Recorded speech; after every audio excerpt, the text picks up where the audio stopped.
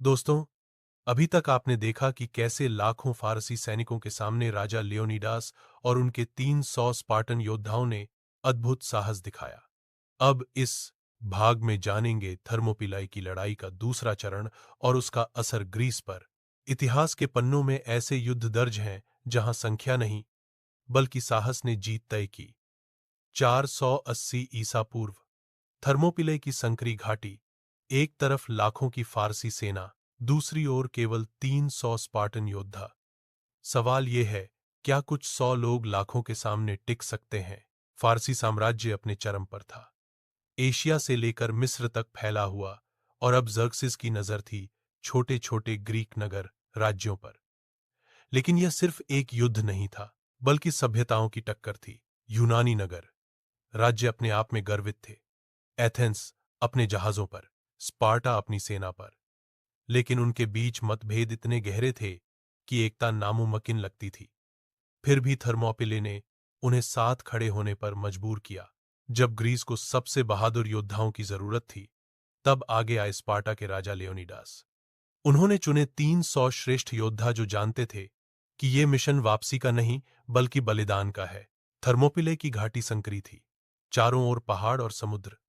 Leonidas ने यहीं डेरा डाला, क्योंकि यहां संख्या मायने नहीं रखती थी, रणनीति और साहस ही सब कुछ थे। जर्सिस ने आत्मसमर्पण का संदेश भेजा, अपने हथियार डाल दो। लियोनिडास ने केवल 2 शब्दों में जवाब दिया, मोलोन लेब, आओ और ले लो। यह युद्ध अब केवल जमीन का नहीं बल्कि सम्मान का बन चुका था। दोस्तों, आपने देखा थर्मोपिले की घाटी में स्पार्टनों का बलिदान कैसे अमर हो गया। अब इस दूसरे सिरिंज में देखेंगे कि इस युद्ध का ग्रीस पर क्या असर पड़ा और कैसे लियोनिडस की शहादत ने ग्रीक एकता की शुरुआत की।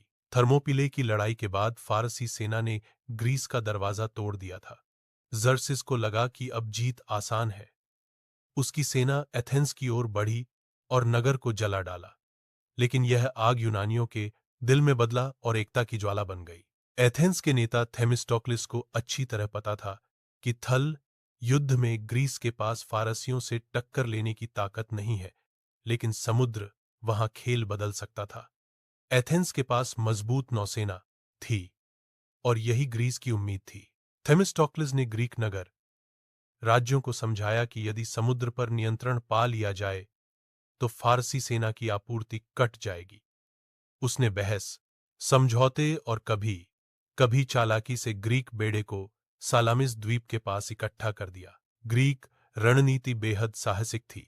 सालामिस की खाड़ी संकरी थी, ठीक थर्मोपिले की घाटी की तरह। थेमिस्टोक्लिस जानता था कि जर्क्सिस की विशाल नौसेना यहां अपनी संख्या का फायदा नहीं उठा पाएगी। ग्रीक जहाज छोटे और तेज थे, जबकि फारसी जहाज भारी और धीमे।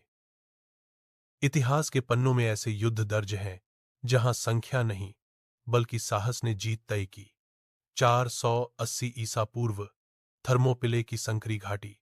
एक तरफ लाखों की फारसी सेना, दूसरी ओर केवल 300 स्पार्टन योद्धा। सवाल यह है, क्या कुछ 100 लोग लाखों के सामने टिक सकते हैं?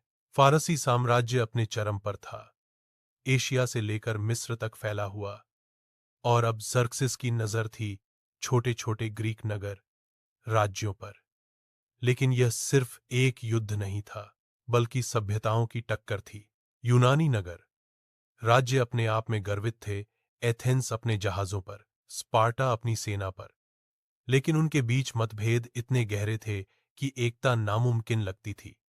फिर भी थर्मोपिले ने उन्हें साथ खड़े होने पर मजबूर किया। जब ग्रीस को सबसे बहादुर योद्धाओं की जरूरत थी, तब आगे आए स्पार्टा के राजा लियोनिडास। उन्होंने चुने 300 श्रेष्ठ योद्धा जो जानते थे कि ये मिशन वापसी का नहीं बल्कि बलिदान का है। थर्मोपिले की घाटी संकरी थी, चारों ओर पहाड़ और समुद्र। लियोनिडास ने यहीं डेरा डाला क्योंकि यहां संख्या मायने नहीं रखती थी, रणनीति और साहस ही सब कुछ थे। जर्क्सिस ने आत्मसमर्पण का संदेश भेजा, अपने हथियार डाल दो। लियोनिडास ने केवल 2 शब्दों में जवाब दिया, मोलोन लाब, आओ और ले लो। यह युद्ध अब केवल जमीन का नहीं बल्कि सम्मान का बन चुका था। पहले दिन जर्क्सिस ने अपने सैनिकों को झोंक दिया, लेकिन स्पार्टनों की ढाल, दीवार और भाले की मार ने उन्हें ध्वस्त कर दिया। शाम तक सैकड़ों फारसी ढेर हो चुके थे, जबकि यूनानी अडिग खड़े थे। जर्क्सिस ने अपने इमॉर्टल्स अमर योद्धाओं को भेजा, लेकिन संकरी घाटी में वे भी ढह गए। ग्रीक अनुशासन ने दिखा दिया कि साहस और रणनीति लाखों की भीड़ पर भारी पड़ सकते हैं। जब फारसी हार मानने ही वाले थे, तभी आया गद्दार एफियाल्टेस।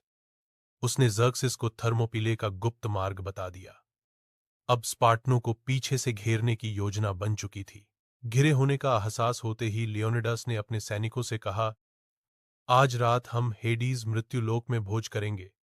आखिरी दिन स्पार्टन मौत तक लड़े और उनका बलिदान इतिहास में अमर हो गया। युद्ध भले ही हार में खत्म हुआ, लेकिन यह बलिदान ग्रीक एकता की नींव बन गया। लियोनिडास की शहादत ने एथेंस और स्पार्टा को एकजुट कर दिया, और आगे चलकर यही एकता फारसी साम्राज्य को हराने वाली थी।